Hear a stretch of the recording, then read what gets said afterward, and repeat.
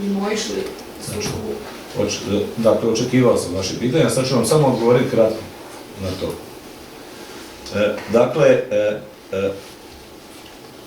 sudska zabrana o kojoj vi govorite, kao privremena mjera zabrane obustave isporuke pitke vode, donijeta je u roku od 24 sata temeljem lažne izjave dvorca da oni plaćaju Hidrobelu pitku vodu temeljem valjanog ugovora. Obmanuli su sud. Nisu im dali papir da je ugovor raskinut 4.9. sa moratorijem do 4.12. I obmanjuju sudove, prikazujući im samo taj papir, a ja sam vam dao da vidite, 22.9. dopis, u kojem sam zaokružili smo, u kojem potvrđuju da su 4.9. zaprimili i da mole za moratorij od 3 mjeseca. I usput, neću komentirati je li to slučajno ili nije, sutkinja Općinskog suda u Valpovu, koja je ekspresno donijela takvu odluku, preziva se Žubi. Ali ima i prvostupanjska presuda Trgovačkog suda. I to ću vam reći, isto nepravomoćna. Ona se ne tiče obustave, ona se tiče cijene vode. I odgovor je isti.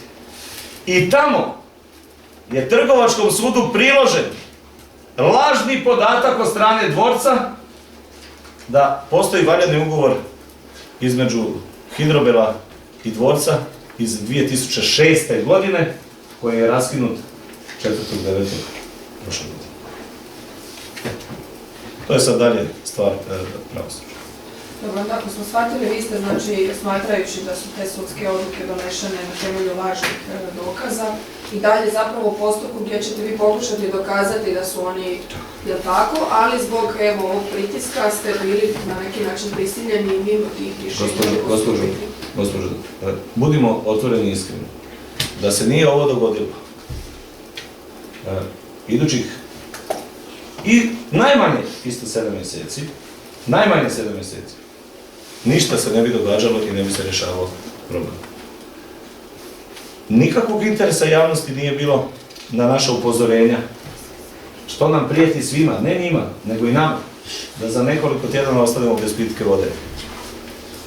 Ako će ovo doprinijeti, ja govorim, ovo je bio krik upozorenja i Valpovčanima da ćemo uskoro i oni i mi i Marijančani ostati bez pitke vode ako dvorac ne potpiše ugovor